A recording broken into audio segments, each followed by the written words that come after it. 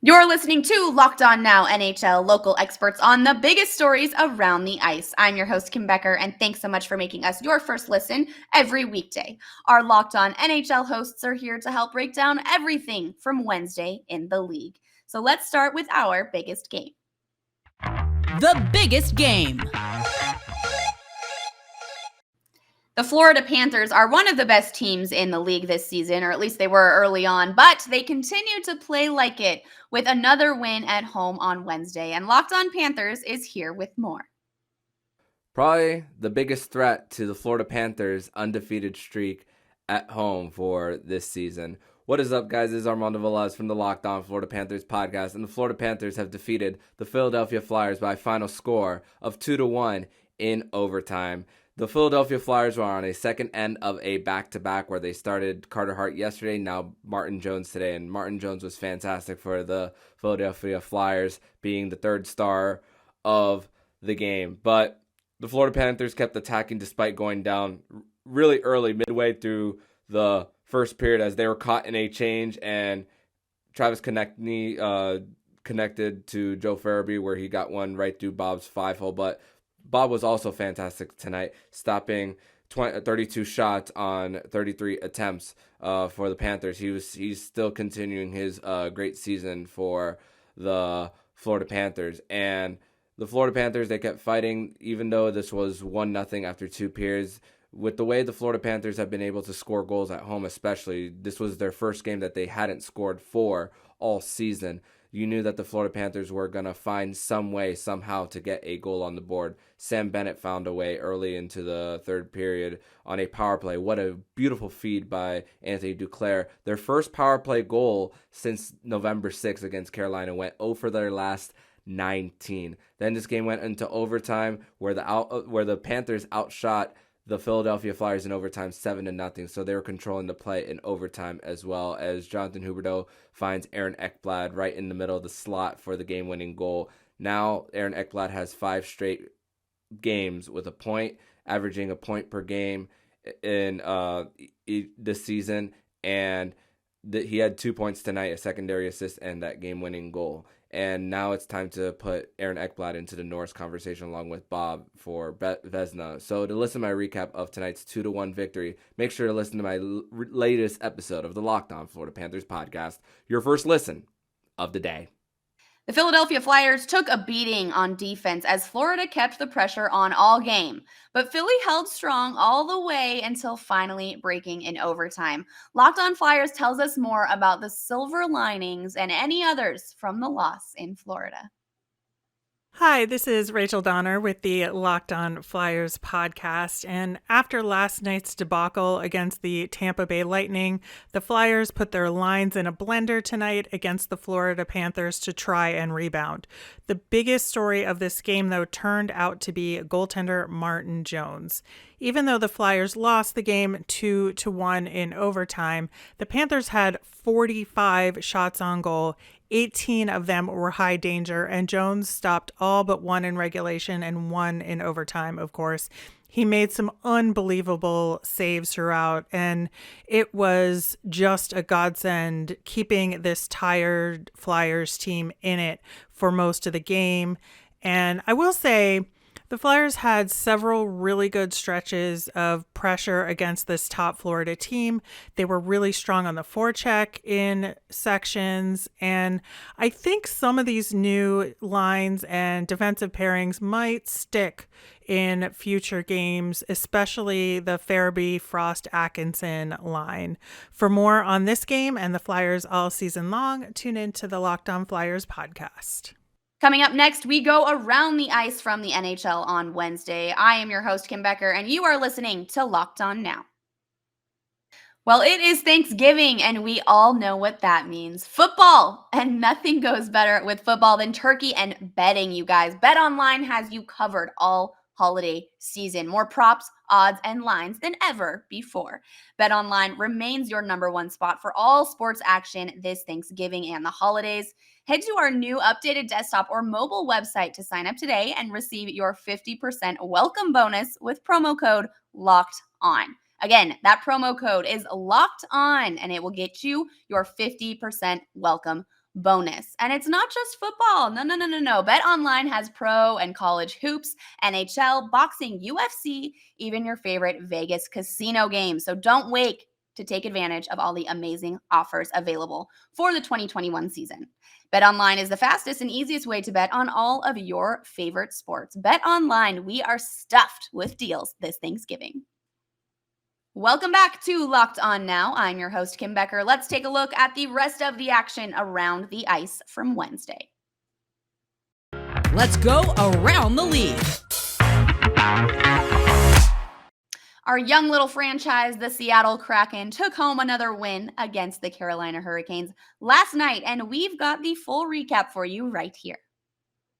I am thankful for another Seattle Kraken win at Climate Pledge Arena. My name is Erica Lindsay Ayala, your host of Locked On Kraken, and it's already Thanksgiving in the United States here on the East Coast, and the Seattle Kraken get a 2-1 victory over Carolina. How'd they do it? A 35-save performance from Philip Grubauer. How'd they do it? By scoring on the power play. Yet again, they did give up a goal in the first period, so they didn't lead the game, but get a power play goal. Jared McCann gets the scoring started, and another goal scorer in the game, Marcus Johansson, said after the game that this is what it takes. We're doing what it takes. People putting their bodies on the line, 20 blocked shots in this game. This is the kind of Seattle Kraken hockey we need to see moving forward. Let's talk about it more on Locked On Kraken. The San Jose Sharks advance past 500 with a win over the Ottawa Senators, and we've got all you need to know coming up next. The Sharks' secondary scoring explodes tonight. My name is JD Young of Locked On Sharks, and the Sharks finally get some secondary scoring, including Nick Bonino. Finally, the long national nightmare is over. Gets his first, not only point, but first goal with the Sharks. Jake Middleton also chips in. Matt Nieto chips in a 6-3 win over the Ottawa Senators in a very, very chippy game. The Sharks were able to take advantage of Brady Tkachuk's over-aggressiveness as he went to the penalty box 4 times, and they were to take advantage on the power play. In a game that the Sharks really needed to win if they want to consider themselves to be playoff contenders. We'll have a full recap on our next episode, so make sure you guys subscribe wherever you get your podcasts, including Apple, Stitcher, and of course, you can subscribe to us on YouTube. And for all of our American listeners, have a happy Thanksgiving. The Boston Bruins won easily on Wednesday. They beat up the Sabres by 4 without any trouble. There was still concern, though, after a late injury, and Locked On Bruins has the latest on that and everything else from the final in Buffalo.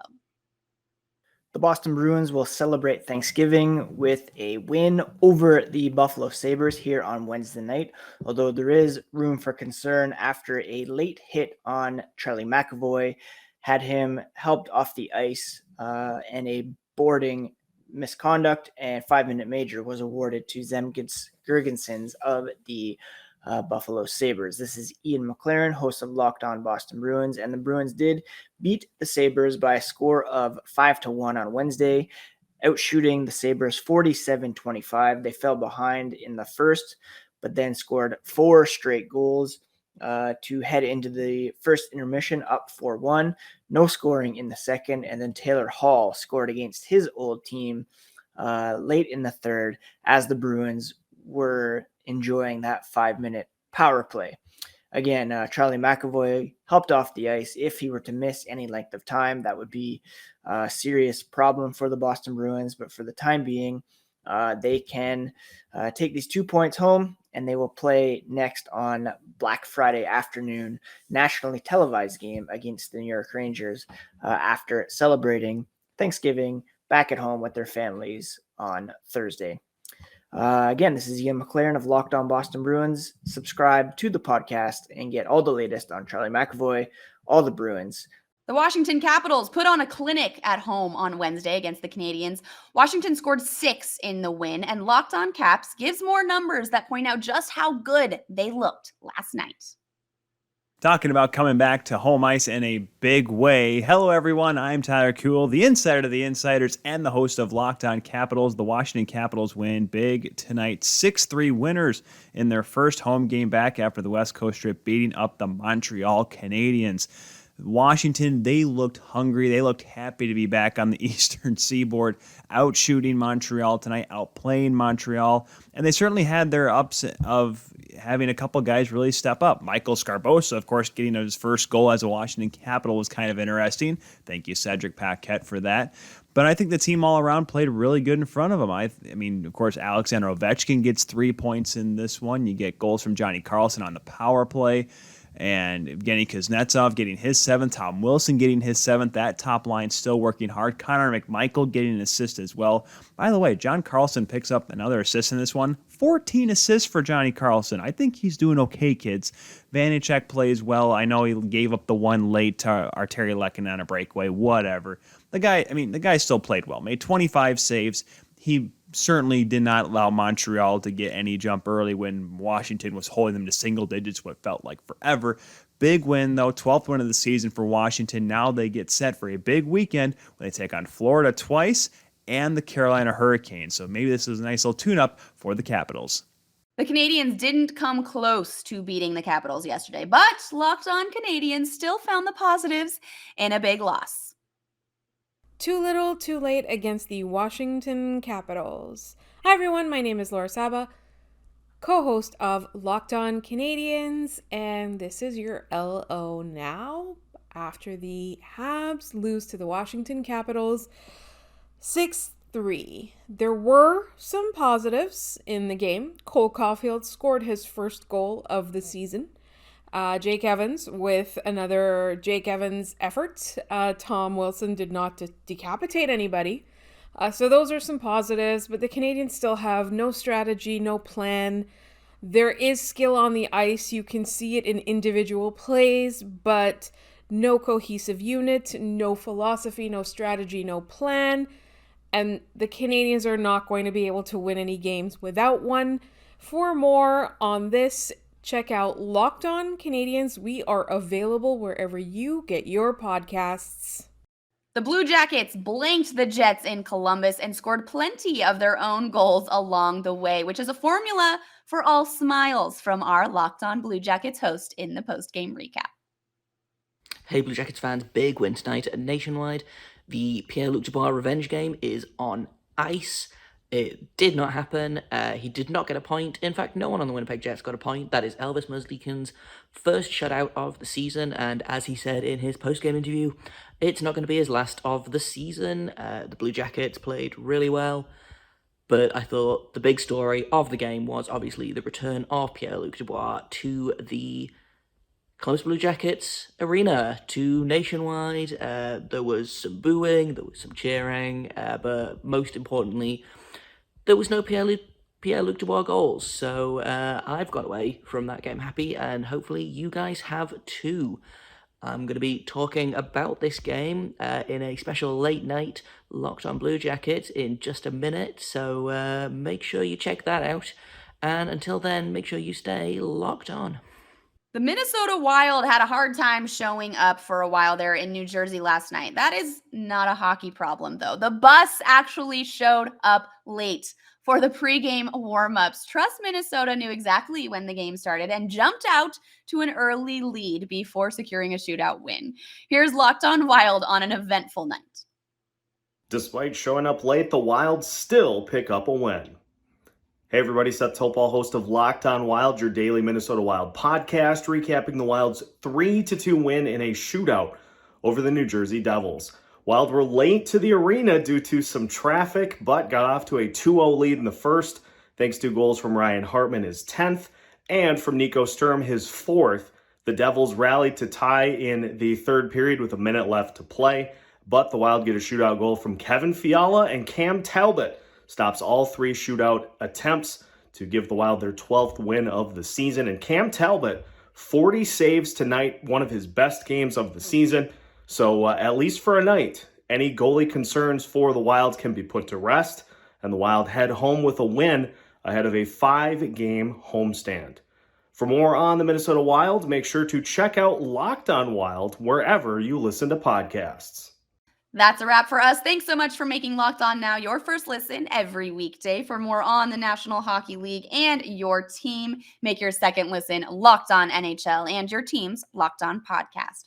I'm Kim Becker. This was Locked On Now, Locked On your team every day.